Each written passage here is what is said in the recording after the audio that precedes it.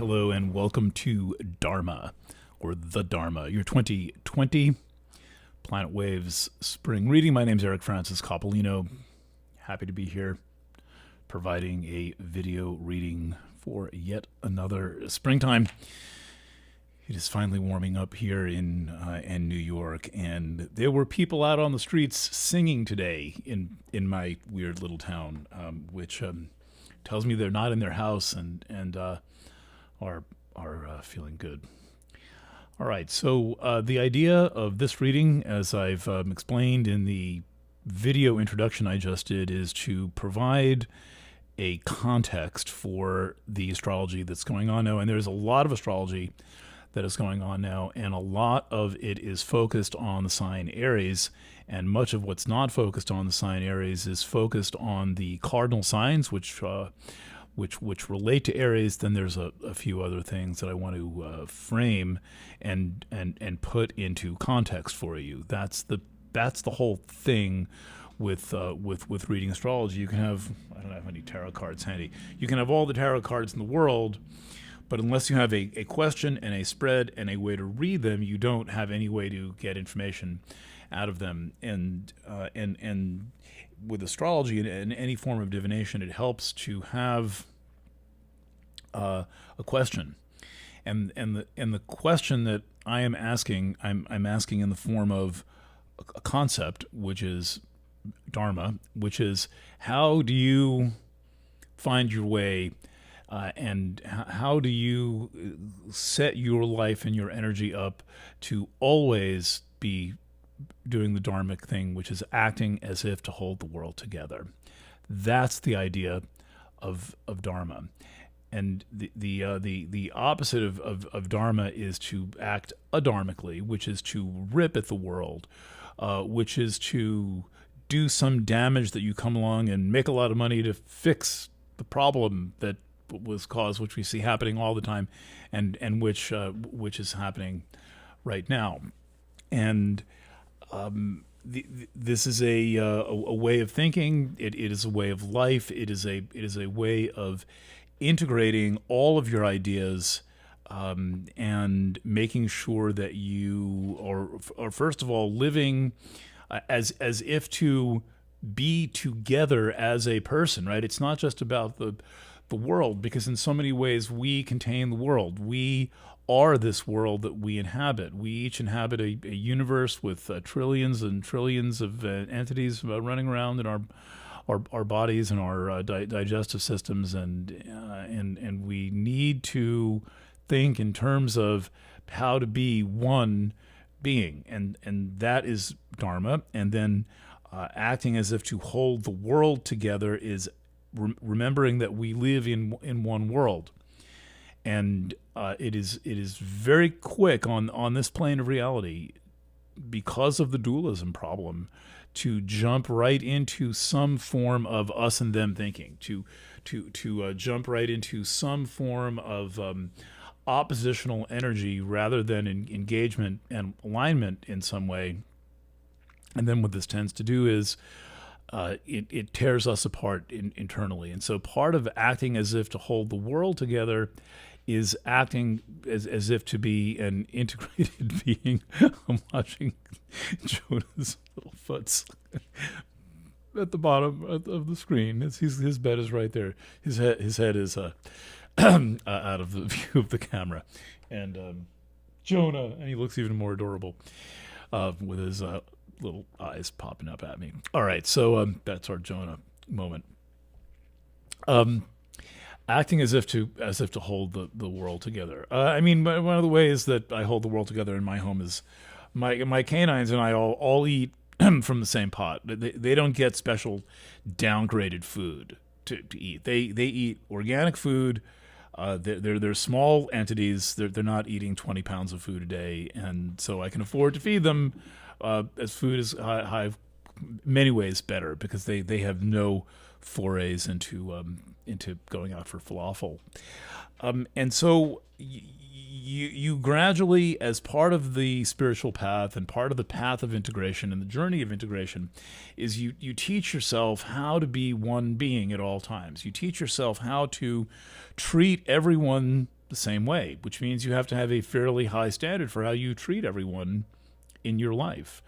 You bring your full knowledge and your full talent to every question that you might have, every puzzle, every problem, everyone you encounter. You bring your whole being, and that is part of acting as if to hold the world together. Now, I just did the introduction. Now I'm going to have to put the Aries reading up as or at least part of it up as an introduction, at least as far as this, because I left something important out of the introduction that I'll get to as my second item for the day. Here's the chart that we're working with. Okay, good. And here's how we know we're looking at the Aries chart. It's set for Aries as the ascendant. That's our context. That's our reference point, is Aries in the first house. Every chart needs some form of a reference point. You have to start reading somewhere when you read a chart. There has to be page 1 and chapter 1. And in the case of astrology, page 1, chapter 1 generally is on the left-hand side of the chart. That's correct. Left-hand side of the chart. And what we see here is, let's go all the way in. Chiron. And Salacia. Talked a lot about Salacia. I'm going to talk a little bit more about it in a moment. The fact that you have Chiron in your sign, and we'll have it in there for another 7 years or so, would be more than enough to keep you fully engaged with the process of personal integration and Dharma, and dedicating your life to your healing and growth process. And in the spirit of Chiron, there's also a learning process, and there is also the journey of living through experience, for the purpose of experience, and learning through your experience, and letting this guide you.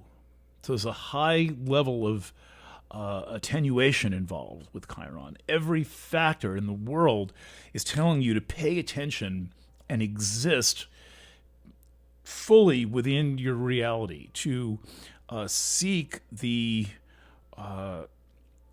understanding of the way that you are in a constant flow and exchange of energy with your environment. That means a flow and exchange of energy. It means a flow and exchange of biological jetsam and flotsam that might be running around, including the trillions of viruses that are loose in the world and that seem to run the entire planet. All the bacteria, all the critters that we eat, everything that we do is one and part of us, one with and part of us. And so Chiron is a path of radical awakening to that. And you've got Chiron in your sign. The whole sign is active, no matter where your sun is, no matter what other planets you may have there. Chiron is seeking to wake you up and get you to fully participate in your reality. This goes for anyone with prominent Aries, rising, sun, moon, or Chiron. You guys are all in your Chiron return now. So that would be enough. We wouldn't need these many other facets of astrology. Chiron is the incarnation of Dharma, acting as if to hold the world together. Spend your entire life looking for your truth, looking for the healing method that will work, finding the way that you are going to be the most helpful, conscious person that you can possibly be. Then there's another factor, a little bit less dharmic, but interesting, and also interesting to take in the context of a dharma, and that is Eris. See that right there? Eris has a 558-year orbit. It spends the most time in Aries. It's been in Aries for about 90 years. It entered Aries in the late 1920s, so about 92 years in so far in Aries. It's going to be there for another, I reckon, another 30 years or so. I think it 2040. starts to come out around 2042, I think, along with other changes, and that I think that includes Pluto leaving Aquarius. Hasn't even gotten into Aquarius yet. Eris is the the embodiment of a dharma. Live as if to rip the world apart. Live as if to disorient.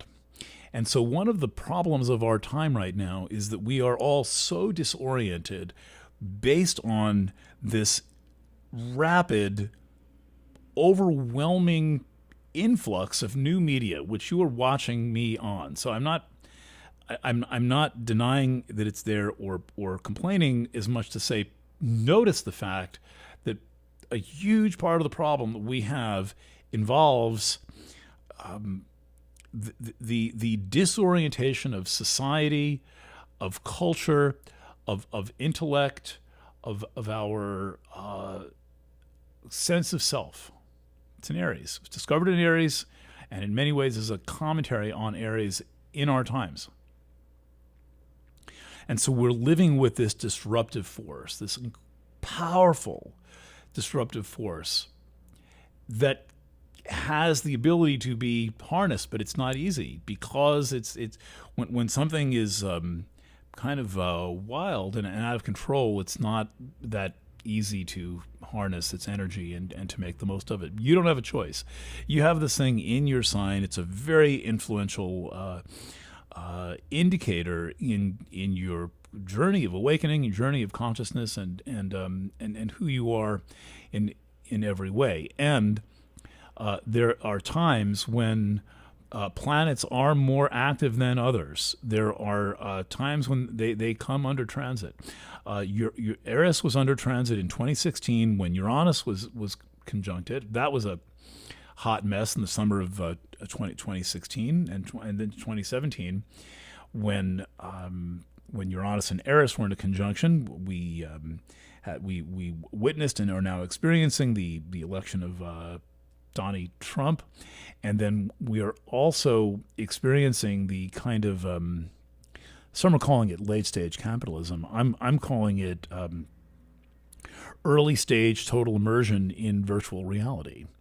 I mean, the notion we take for granted the fact that I can just sort of like turn on a computer that I purchased on the internet, slightly better than average microphone, and then just suddenly appear in your pocket wherever you happen to be, or you can project me on the wall of your home if you choose to do so. So I've worn bright colors, and that's crazy. This is a complete reorientation of reality, and what it tends to do is, for one thing, take us out of ourselves. It projects us out into the world in crazy ways that we're not accustomed to, and it heightens all this digital technology, all electrical technology, but in particular digital, heightens the central nervous system. All of these things, this camera up here, that's your eye that I've brought into my space. This microphone is your ear. So you are extended in your central nervous system is extended by these technologies. You think of it as me coming to you. Not so. You have come to me. The extension of your ear is right here. See, I can be like, hi, that's very nice. So I'll give you a little kiss. And that is usually painful. You don't normally get to hang out here in a friendly place. No. What normally happens is you're ripped to the scene of a war, you're ripped into an emergency ward, you're taken to the scene of bodies being buried on Hart Island in the Bronx, you're taken to all kinds of bad scenes. There's very little good news on the fucking internet. It's why cat memes are so popular, because that's the only good, the Onion and Planet Waves are the only good news on the entire internet. And so we seek out these pleasurable things, partly in compensation for the radical instability that all this total digital immersion causes. It is painful. And I suggest we wake up to the pain and the chaos and the confusion, because it's adharmic. It's not helping us act as if to hold the world together. It is ripping us apart as individuals and as a world and as a culture, making us further and further apart from one another. Could they have created social distancing without the internet? I mean, the social distancing that we've been living through is a full creature of digital technology. You wouldn't even have any way of telling people to stay home or for how long to stay home, or to remind them every 30 seconds with your fucking Twitter going off that they have to stay in their house. They would just come out looking around wondering what the hell's going on. Where's the milkman? Where can I go get the paper? I feel like having a cup of coffee. All right. Eris. The reason Eris, this provocateur, is so hot right now is because it's getting a square from Pluto. Pluto takes 248 years to go around the zodiac. Eris takes 558 years to go around the zodiac. That's a long time. And when two things that go that slowly take that long to go around, when they make an aspect like a square, that is going to last for a while. So this lasts clear into 2021. I forget the schedule of the squares, but there are 7 exact squares. The effect has been building for years. The effect will last for years. And there is a personal message for you about where this shakeup is coming from, and it is from an old model of reality. It's the model of reality that I hope is going down the drain with the price of oil, which is this top-down so-called reality where we must everything must be ruled with total control and an iron fist and some executive executionary top-down fashion. And if you can tap into that influence in your psyche and recognize how much it serves to pull the world apart, you will have a better way to hold the world together, because you're not so under the thrall of getting ripped apart at the seams all the time.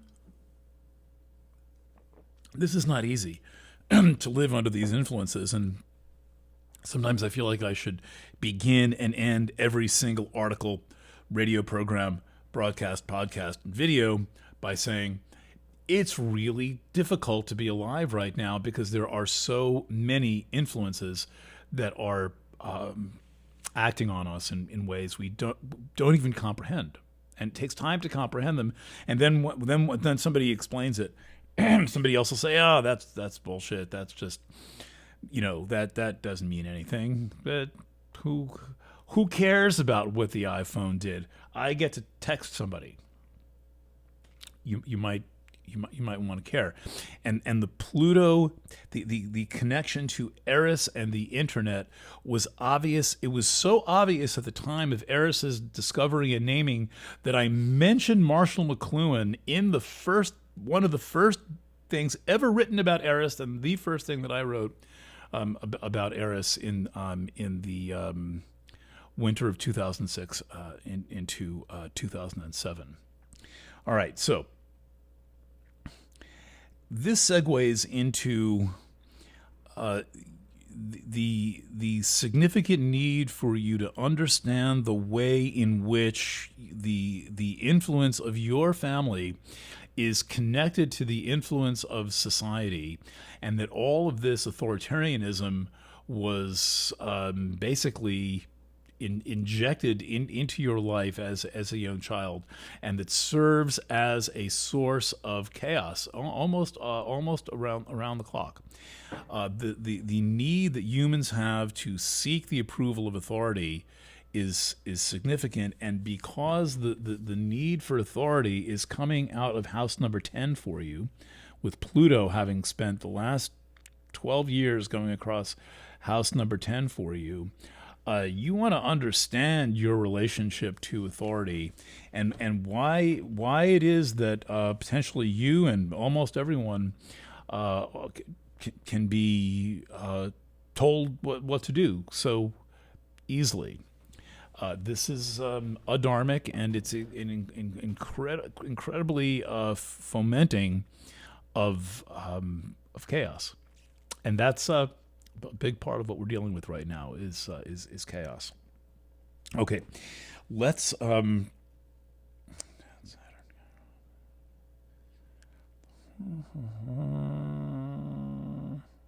do we go from here? All right, Aquarius.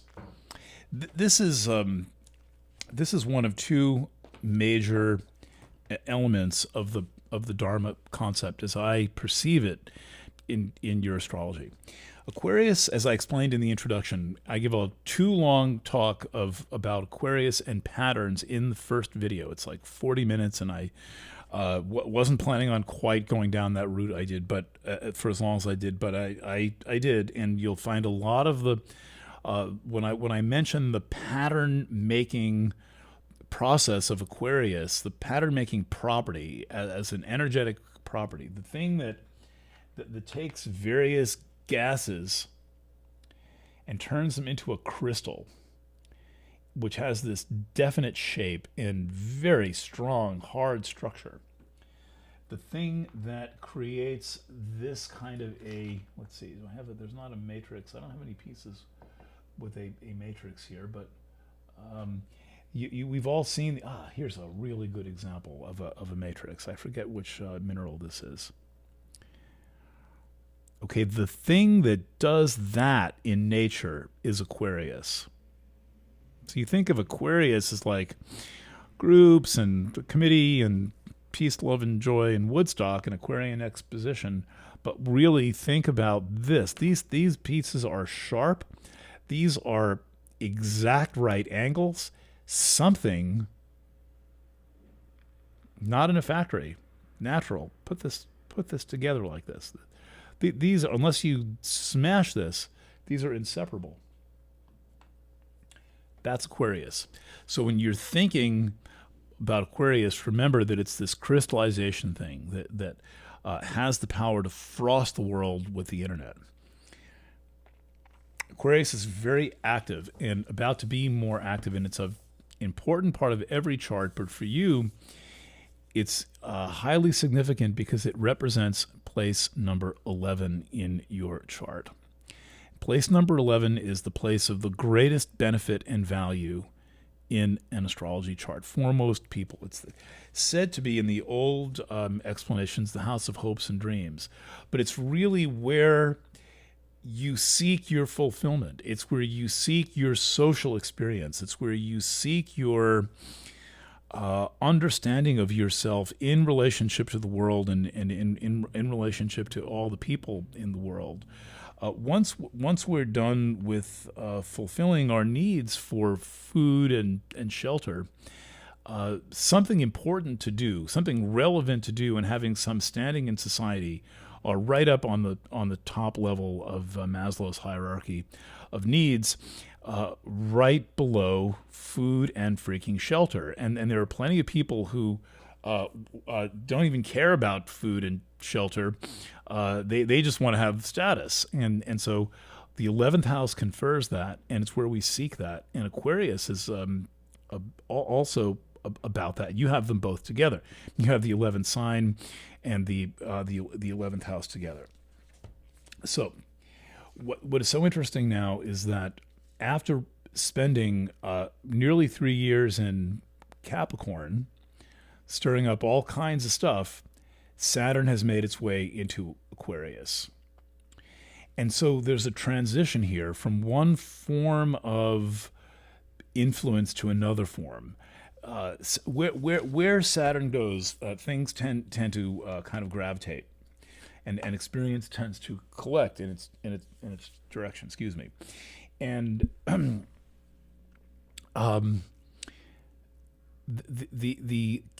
10th house version of power is this concentrated, top-down, family-oriented, father knows best or mother knows best, depending on your family, though the mother's logic is always infiltrating itself into the total experience of of the family. And so one of the things that Saturn in Capricorn has been a confrontation with is mother's logic. This is now moving into Aquarius, and bit by bit, planet by planet, things are going to transition into Aquarius over the next few years, including in 23 when Pluto gets there, and the real fun begins, for which we must prepare now. All of this talk we are seeing about apps that trace us and mandatory vaccinations and all of the use of technology to surveil people is all going to manifest, as far as I can tell, when Pluto touches Aquarius. And what we're seeing now are the early rumblings of it, when we need to establish our relationship to these things and need to think about ourselves and how we want our lives to be in the context of these things, and then ask ourselves if this is what we want and the extent to which we are willing to go to participate in this or to consciously resist it. Do you want your child or grandchild to be, or you, to be tagged with a thing that proves that you're immune from the novel coronavirus? Do you really want that? Do you? And then if there is a mandatory vaccine, pardon me on a rant here, any medication made mandatory can lead to any other medication made mandatory. So what if for some reason someone sampled your genetic code, which is what shoving the swab up your nose is, and they decide that you might have a birth defective child, which is going to cost society lots of money, therefore you're not allowed to reproduce? Can I have that? It's been tried a lot of times. Now, as they said at the beginning of the $6 Million Man, we have the technology. And so the question is, one of the key dharmic questions in your life is, how do you relate to all of these technological advances that are being made? Okay, a couple of more very important points on the idea of Dharma. One is, and these mainly involve the retrograde planets. One retrograde in the spring, Venus retrograde in Gemini, entirely in Gemini, no sign crossing, and then Mars retrograde in your sign in later in the year. Really, the first major event of the Mars retrograde, though the Mars retrograde does not begin until 9/9. Remember that guy, 999 guy. What was his name? He's some chairman of some big department now, who would steal things from comic books. Herman someone. 9/9. That's how you remember. Mars goes retrograde in your sign on 9/9. But long before that happens, the first real bell ringing of Mars retrograde, I'll take these in the other order in which they're happening, is July 14, when Mars is conjunct Chiron. My assessment is, and I have written and I'll keep writing for Aries and Aries rising over and over again, that when the first 2 weeks of July, the entire month of July, but let's say between July 10th and July 20th, take notes on what's happening in your life. Take notes on your health. Take notes on the world situation and how you're responding to it. Take notes on your fear level. Take notes on your health. Very important with Chiron. I'll say it a couple of more times. What surfaces around July 10th through 20 for you is what, and this is especially for Aries and Aries rising, is what the Mars retrograde is going to be about. The Mars retrograde happens July, August, September, 2 months later. In this world, 2 months, everybody forgets everything in 2 months. Nobody freaking remembers what happened 2 months ago. Remember what happened July 14, because when this retrograde proceeds, you're going to need that information, and you'll be given information that will prove to be helpful for you. The retrograde of Mars, and any retrograde, particularly in your sign, is an internal quest. It's also likely to bring previous people in your life back into your life, and generally is a time for a review of your reality, a complete review. And there's Mars is the ruling planet of Aries. This is very interesting to have the ruling planet of Aries retrograde in Aries, especially if you're Aries or Aries rising. And therefore, you get an experience to do some profound inner work. We all need to do that. And this thing that the internet does of ripping us outside of ourselves, the most adharmic thing in the world, to be ripped outside of yourself, is going to be met by the quest of Mars retrograde in Aries to invite you back into yourself and to do some form of soul retrieval within yourself. Okay, that's an important one, and remember that it's one of the. It is a rare thing. Mars is very rarely retrograde. It's therefore very rarely retrograde in any one sign. This is going to be the last Mars retrograde in Aries for a long time. Take advantage of this. Use this and use it well. Okay, before that happens, Venus is going to be retrograde in Gemini. And for you, this is the retrograde of think locally, act locally. Gemini is the third place from Aries. There's 1, that's Aries. There's 2, that's Taurus. That's 3, that's Gemini. And that is the house associated with one's local environs, one's local community. It starts with everything that is across the courtyard or down the hall. Your neighbors, your brothers, your sisters, I believe your cousins, so that's cousins are thought of as a sixth house thing. But it's those with whom you live in the family compound and in your apartment building and in your neighborhood and all the places that you walk. So while we could expand the realm of the third house into nearby places that you drive, let's first think about it as the most local thing to you. And there is going to be, as we are seeing now, a massive reevaluation of the local world. Yes, the big world is changing, but really those changes are pointing us to our local and immediate environment. And to take care of our local and immediate environment, to tend to our local and immediate environment. And one of the most interesting things about I forgot all about Sphinx and the aspect pattern, is that Venus goes retrograde conjunct Vesta. And what Vesta is, among other things, including the relation, the reference to the Vestal virgins and the reference to devotion, is the central organizing principle of existence. And for you, the Venus retrograde conjunct Vesta says that the central organizing principle of existence is your immediately local surroundings. It is a suggestion.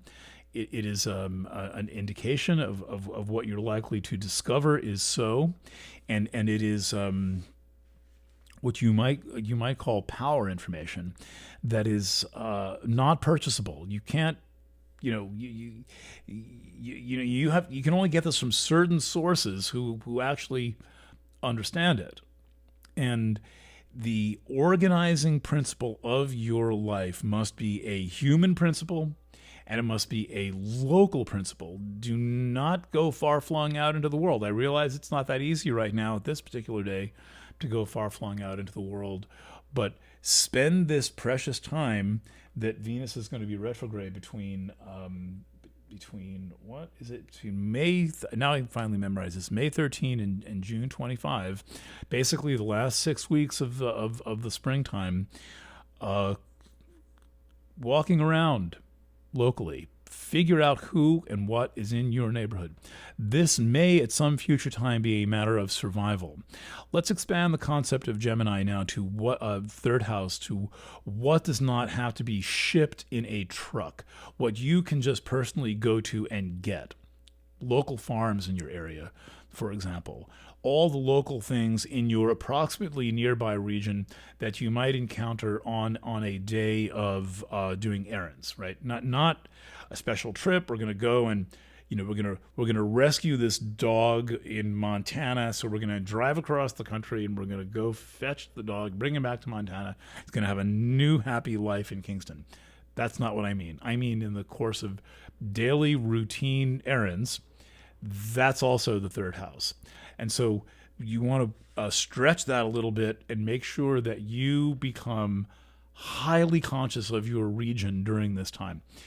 You are likely to run into old neighbors, meet people that you knew in the past and come out of the woodwork, and keep them. Get to know them. Get to love them. When we're done pretending that staying apart, healthy people staying away from each other is somehow going to help us and not harm us. It's doing much more harm than good right now. Keeping the healthy people isolated, not helping anything. When we get over that, make your home the place where people come to eat dinner. Turn your home into the local gathering spot for your community of friends and immediate family. Take leadership in this way. Part of this is the social leadership of Saturn in Aquarius, right? Saturn's entering Aquarius. Aquarius is your 11th house. That's your circle of friends. And so where there is Saturn, you are being called to take leadership in your life. Aries people are very good at initiating things. Get some help so you can culminate and make them happen. There are many other factors that keep talking about these same basic ideas, but I would sum up by saying that acting as if to hold the world together is also acting as if to be an integrated person and to hold yourself together and to be respectful of your own interior ecology, and then the way in which everything all that you encounter, all that you touch, all that you see, as in the Pink Floyd song, all you make, all you destroy, right? All that you buy, beg, borrow, or steal, is you. It's all about you. So how you treat yourself is how you treat the world. How you treat the world is how you treat yourself. And to take leadership in your social life, to invent the ideal social life for yourself and for those who are turned on by your idea of the ideal social life. This is crucial. This is very important to have now, because the world is, owing to all of this digital technology and what is likely to be, we're now coming out of the first of all of these efforts to alienate, isolate, and make us be afraid to breathe the same air. Come on. We've been living with viruses since forever. They came delivered on meteorites. They are the most important thing on this planet. And furthermore, we are all breathing the same air. I personally like to take Henrietta under the covers. She's down there. And breathe. Just breathe with her. Hang out and breathe. And look at her adorable little black nose this far from mine. And we are breathing the same air. This is a fact of existence. This is how we are alive. All of our bodies are really one body. We are exchanging data, information, viral, bacterial material, oxygen, and carbon dioxide all the time in food and pissing and shitting, and it goes in rivers, and it comes back out, and there's no separating us. We just appear temporarily to be separated. So embody this idea that we are all one being in one place, and play with it and experiment with it, and you will have an idea of the Dharma in your own life. All right, well begun. It's halfway done. I've completed the introduction, and always the most important sign, Aries. I did something different this time, which is I made sure that I did a 45-minute warm-up video before Aries, so that I can make all my mistakes in that video, and then do this one a little bit better. All right, listen, thank you for listening. Every single sign in this series has something to offer people under every sign. So if you've got them, watch them. I'm going to do my best to keep them all fun and different and interesting. All right, lots of love, and bye for now.